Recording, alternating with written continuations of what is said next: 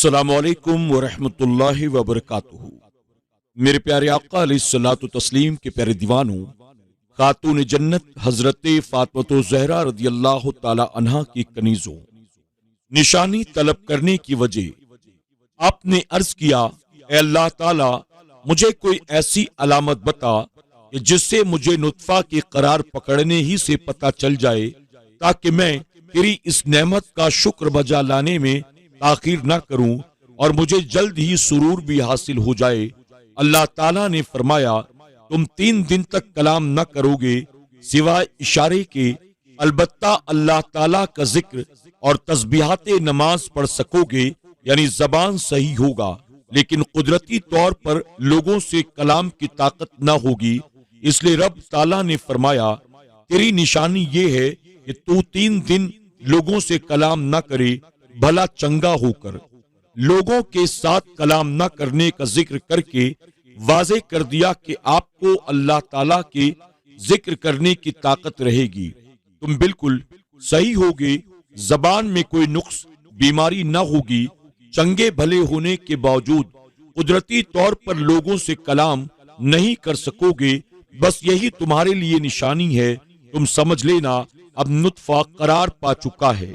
تو اپنی قوم پر مسجد سے باہر آیا تو انہوں نے اشارے سے کہا، صبح شام تسبیح کرتے رہو۔ جب آپ کو لوگوں سے کلام کرنے کی طاقت نہ رہی تو آپ نے انہیں اشارے سے کہا کہ اللہ تعالیٰ کی صبح و شام تسبیح کرتے رہو۔ اس کیفیت سے آپ کو پتہ چل گیا کہ آپ کی بیوی حاملہ ہو چکی ہیں۔ یحییٰ علیہ السلام کا منصب نبوت پر فائز ہونا۔ اے یحییٰ، کتاب مضبوط تھام اور ہم نے اسے بچپن میں ہی نبوت دی۔ اللہ تعالیٰ نے فرشتے کے ذریعے آپ کو یہ حکم دیا۔ یہاں جس کتاب کا حکم دیا جا رہا ہے اس سے مراد تورات ہے، کیونکہ الگ کوئی مستقل کتاب نہیں عطا کی گئی۔ حکم دیا گیا کہ تورات پر لوگوں کو عمل کرائیں۔ ابو نعیم ابن مردویہ اور دالمی نے حضرت ابن عباس رضی اللہ تعالی عنہ سے روایت بیان کی کہ حضرت یحییٰ علیہ السلام کو اللہ تعالیٰ نے 7 سال کی عمر میں عقل و فہم وافر مقدار میں عطا فرمائے اور عبادت گزار بنایا۔ ایک اور مرفوع روایت میں ذکر ہے کہ بچپن میں حضرت یحییٰ علیہ السلام کو لڑکوں نے کہا، ہمارے ساتھ کھیلنے کے لیے چلو، تو آپ نے فرمایا، کیا ہمیں کھیلنے کے لیے پیدا کیا گیا ہے؟ چلو ہم نماز پڑھتے ہیں۔ یہاں الحکم سے مراد کیا ہے؟ اس میں مختلف اقوال ہیں، حکمت، عقل، معرفت، آداب، خدمت، فراست، صادقہ۔ بعض نے کہا اس سے مراد نبوت ہے، یہی اکثر اہل علم کا قول ہے۔ یحییٰ علیہ السلام پر رب تعالیٰ کے انعامات، نیز عطا فرمائی دل کی نرمی اپنی جانب سے اور نفس کی پاکیزگی، اور وہ بڑے پرہیزگار تھے اور خدمت گزار تھے اپنے والدین کے، اور وہ جابر اور سرکش نہ تھے، اور سلامتی ہو ان پر جس روز وہ پیدا ہوئے اور جس روز وہ انتقال کریں گے اور جس روز انہیں اٹھایا جائے گا زندہ کر کے۔ یعنی اللہ تعالیٰ نے آپ کو بندوں پر مہربان بنایا اور انہیں اچھا بدلہ دینے والا بنایا، جس طرح نبی کریم صلی اللہ علیہ وسلم کے متعلق رب تعالیٰ نے فرمایا، اللہ تعالیٰ کی مہربانی سے آپ ان کے لیے نرم دل ہوئے اور آپ کو نفس کی پاکیزگی عطا فرمائی، لیکن دینی احکام میں آپ نرمی نہیں فرماتے، جیسے نبی کریم صلی اللہ علیہ وسلم کو حکم دیا گیا، اور تمہیں ان زانی و زانیہ پر ترس نہ آئے اللہ تعالیٰ کے دین میں۔ یہ معنی بھی ممکن ہے کہ حضرت یحییٰ علیہ السلام کو لوگوں پر مہربان بنایا اور گناہ سے دور رکھا، نہ انہوں نے کوئی گناہ کیا اور نہ ہی کسی گناہ کا ارادہ کیا۔ اور یہ معنی بھی ممکن ہے اللہ تعالیٰ نے آپ کو بچپن میں نبوت عطا فرمائی، یہ اللہ تعالیٰ کی آپ پر رحمت تھی، اور مزید آپ کو نفس کی پاکیزگی عطا کر کے مشرف بنایا، اور وہ خدمت گزار تھے اپنے والدین کے۔ اور اللہ تعالیٰ کی تعظیم کے بعد والدین کی تعظیم جیسی کوئی اور عبادت نہیں۔ اسی لیے رب تعالیٰ نے ارشاد فرمایا، آپ کے رب نے حکم دیا کہ اس کے بغیر کسی اور کی عبادت نہ کرو اور والدین سے احسان کرو، اور وہ جابر اور سرکش نہ تھے، یعنی آپ میں تواضع اور نرم دلی پائی جاتی تھی، اور یہی سب سے اعلیٰ وصف ہے۔ رب تعالیٰ نے حضور اکرم صلی اللہ علیہ وسلم کو خطاب کرتے ہوئے فرمایا، اگر آپ تند مزاج اور سخت دل ہوتے وہ ضرور تمہارے گرد سے پریشان ہو جاتے۔ سب سے اعلیٰ عبادت یہ ہے کہ انسان اپنے آپ کو پہچانے کہ میں گھٹیا ہوں، اور ذات باری تعالیٰ کو پہچانے کہ وہ عظیم ذات ہے۔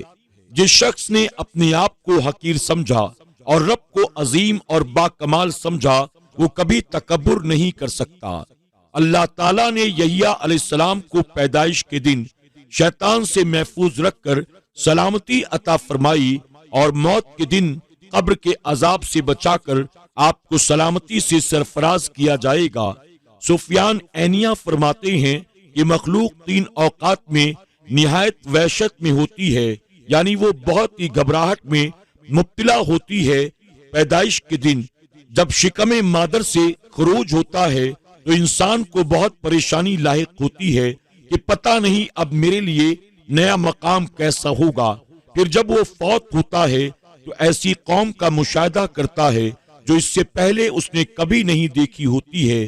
یہ حالت بھی اس کے لیے ہیبتناک ہوتی ہے۔ پھر جب اسے قیامت کے دن اٹھایا جائے گا تو وہ اپنے آپ کو عظیم محشر میں پائے گا، تو اس سے بھی وہ نہایت خوف زدہ ہوگا۔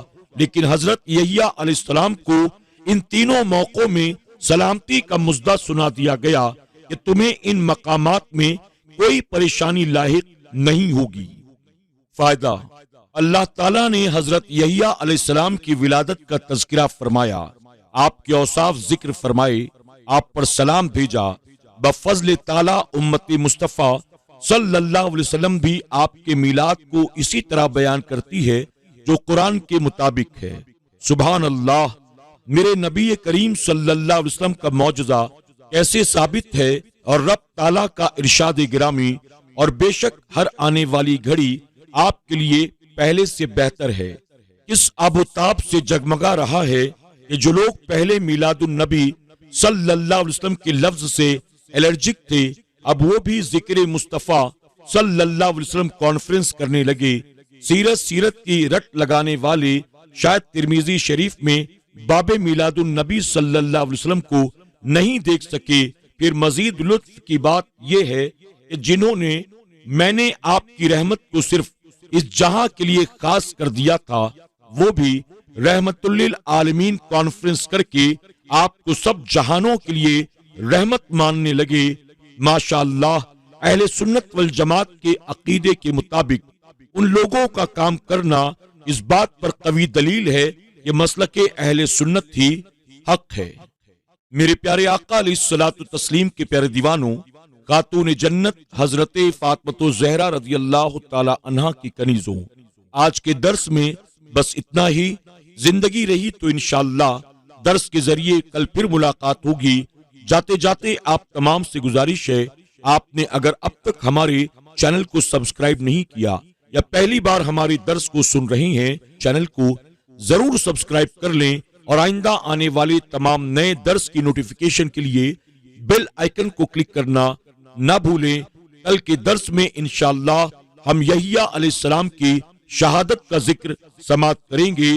آپ تمام سے گزارش ہے کہ اسی ذوق و شوق و محبت کے ساتھ پابندی سے اس درس کو سنتے رہیں، لائک بھی کریں، اور اپنے دوست احباب کے ساتھ بھی اسے زیادہ سے زیادہ شیئر کریں۔ السلام علیکم ورحمۃ اللہ وبرکاتہ۔